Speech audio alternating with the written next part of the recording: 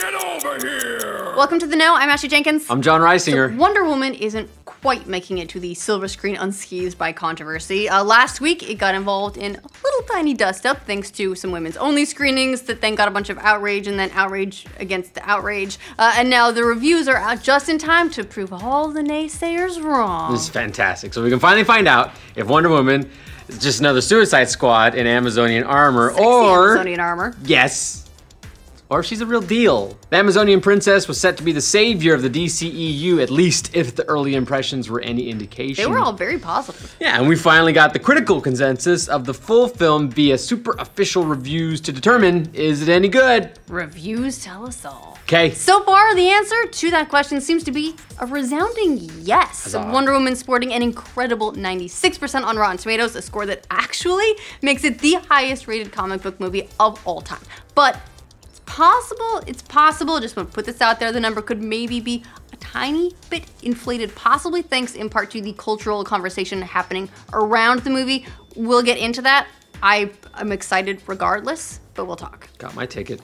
Time to wade into the reviews, but first, some context. That awesome 96% score on Rotten Tomatoes translate to a 79 on Metacritic, putting it firmly in the better than 3 out of 4 stars territory. Ooh, good territory. Which is certainly respectable for DC after their last few, we'll call them hiccups. Yeah, hiccups might be putting it nicely. So far, the other films in the DCU, that's Man of Steel, Batman v Superman, and Suicide Squad, all have scores of 55, 28, and 25% respectively, so not as high.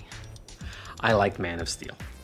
While people with more selective memories are pumping this up as the first female lead comic book movie, let's not forget that it scores better than the often forgotten Catwoman, 9%, and Elektra, 10%. Pretty sure those are forgotten intentionally. It takes a lot of work to forget those. Yeah. And then yes, okay, fine, so those ladies are more villains or anti-heroes than heroes proper, but let's also not forget DC's previous 1984 superhero chick flick, the abysmal Supergirl, which has an all-time low score of 7% on Rotten Tomatoes. I've seen that movie multiple times, I don't know why. So yeah, it's better than all of those. Again, not a very high bar to clear. However, that 96% would also make it the highest reviewed comic book movie of all time, with the closest competition coming from the 94% scores of Iron Man and The Dark Knight. That's saying something. That's putting it in lofty company. Even if it were a tiny bit inflated by people who just want this to be the best thing ever, that's still insane. Yeah.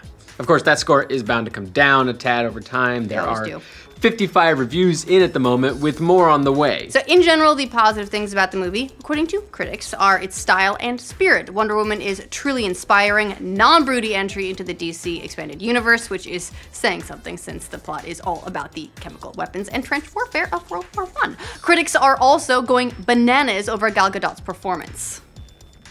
Yes, it's Gadot. I thought it was Godot. No, she's not French. It's Gadot? It's Gadot. All right, on the negative side, reviewers felt like the movie gets bogged down by the same problems as previous DC films, especially in the final act. Well, clearly only 4% bogged down. Yeah, it's a big 4%. Oh wait, 6% bogged down. It's a big 6%. 94% or 96%? Yeah. Big percent. Only 4% bogged down. I'm over it. Meanwhile, others say it only seems so good because previous DC movies sucked so bad in comparison. Ouch, but let's get into the specifics. Critics lavished very high praise on Wonder Woman, calling it an exceedingly worthy entry into the superhero genre. The Wrap said it's a film that not only improves upon many of the seemingly built-in shortcomings of superhero movies, but also mixes smarts, sentiment, and adrenaline in the best Hollywood style. This is a superior popcorn movie, no matter what the genre. It's a popcorn movie. I didn't know that was a thing. Well, it's like, I get it, like, it's glitzy, it's epic, it's gonna have lots of flashy effects, it's probably got lots of cool sound stuff and fights and stuff, and you just wanna sit there and you eat all your popcorn before the previews finish. I like that category of the Oscars, sound stuff. Sound stuff. Many people also loved the spirit of the movie itself, mostly because it's so light, fun, and honest in its interpretation of the hero compared to previous DC entries. The Associated Press wrote about the tone. Director Patty Jenkins' film is so threaded with sincerity and goodness, it's a wonder how it got past the pugnacious minds responsible for what's come before. Wow! Wonder Woman evokes not only the spirit of Richard Donner's Superman, but also Joe Johnston's Captain America: The First Avenger, while still being its own thing. People don't use the word pugnacious enough anymore. Yeah, I mean, it just makes me now think of a tiny doll.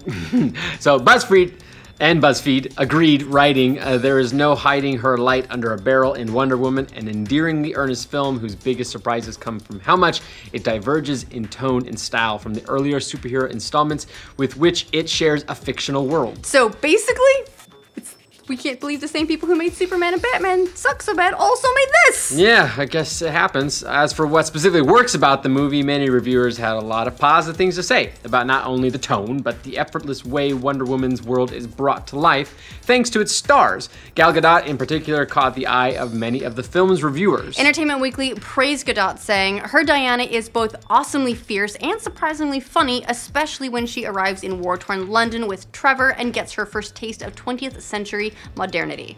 Whether she's reacting to the unfamiliar sight of automobiles or constricting early 20th century women's fashions, she takes it all in like a fish out of water knife. Others shared a similar love for Chris Pine. I mean, don't we all? I do. And loved the pair's chemistry. Variety said Pine plays second banana with a great deal of good humor, making little attempt to demodernize his diction.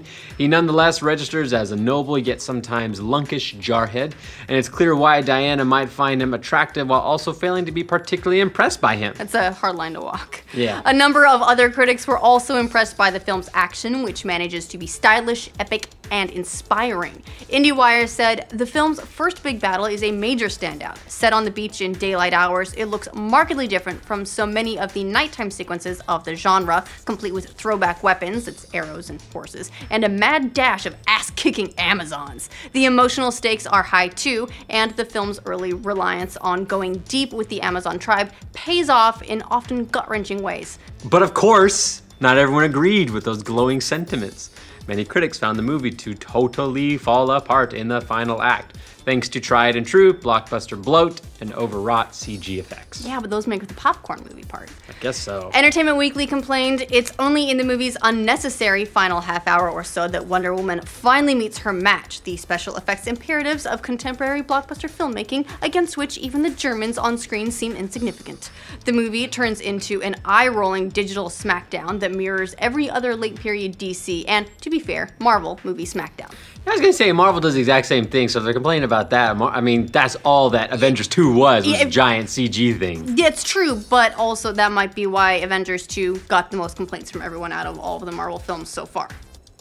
Went too hard on it. Pull back, just pull it back. So The Guardian agreed, saying it's plagued by the same problems that dragged down previous visits to the DC movie world: over-earnestness, bludgeoning special effects, and a messy, often wildly implausible plot. What promised to be a glass-ceiling smashing blockbuster actually looks more like a future camp classic. Okay, so they did not. They weren't happy with the movie. That's where the 4% falls down a little bit. They were the 4%. And the Digital Spy also wrote, "Wonder Woman is a decent but bland addition to the genre that truly shines only in comparison to the rotten DCEU movies so far." Decent but bland is basically describing my Tinder profile. Other criticisms of the movie concerned silly villains and even sillier faux European accents from the Amazonians. Still, many felt these low points didn't overshadow all the good stuff. So with all these positive reactions, does Wonder Woman actually stand a shot at saving the DCEU? Come on, Wonder Woman, be the hero that DCEU needs. The movie is currently projected to have a huge opening weekend now that marketing is in full swing, and because, let's face it, movies are looking pretty boring this summer, and this is going to be one of the highlights. After early projections were weak, some experts are starting to move their projections as high as $110 million opening. I'm not happy with summer movies so far. Yeah, I need Wonder Woman to be good. It'll be interesting to see how moviegoers respond to this movie, me included, and if it's any different from critical praise. It's already been a lightning rod of controversy simply before existing. In addition to featuring a female lead and female director, sorry, that happens, there was also the brief dust-up over the women-only screening held by Alamo Drafthouse, which caused the requisite online finger-pointing leading up to the film's release, because it needed that, apparently. It's also worth considering that because of all that controversy and the cultural importance that's being placed upon it, there are a lot of critics and a lot of people, myself included, who just really, really want this movie to be good no matter what. I've wanted every DC movie to be really good. I really want this one too. I did too, but I feel like even, I wanted Suicide Squad to be good. But when it was bad, I was like, okay, I'm disappointed, fine. But Wonder Woman, I really, really want to be good. That's 2 reallys. That's double the want. There's a lot.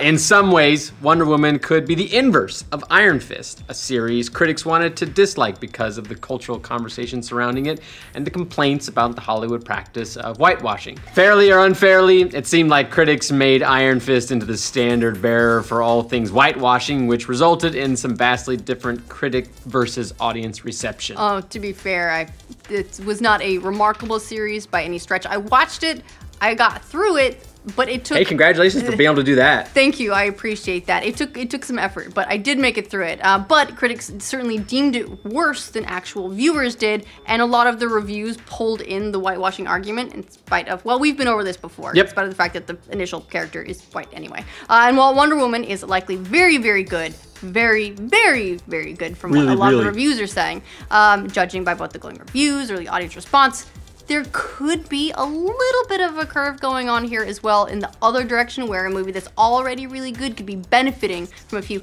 extra bonus points. Right, we'll Possibly. see. Well, I mean, yeah. what do we think? Possible? We'll see. Yeah, it's all speculation at this point and other people's opinions. You gotta go see the movie yourself. We'll see if it's the best comic book movie ever made when it finally comes out in theaters this Friday, June 2nd. I'm seeing it on June 1st. I'm so excited. What do you guys think of these reviews of Wonder Woman? Who's planning on seeing it? Let us know in the comments. And for the latest on what's new in the DCEU, remember to like this video. And if you're new around here, subscribe to the Know. We do this stuff all the time. It's cool. The Amazonian princess was said to be the savior of the DCEU, at least if the early impressions were any indication. And we finally got the critical consensus of the full film via super official reveals to determine, is it any good? Sorry, that's supposed to say reviews. Oh, it says reveals. I know. Official reveals. I typed bad.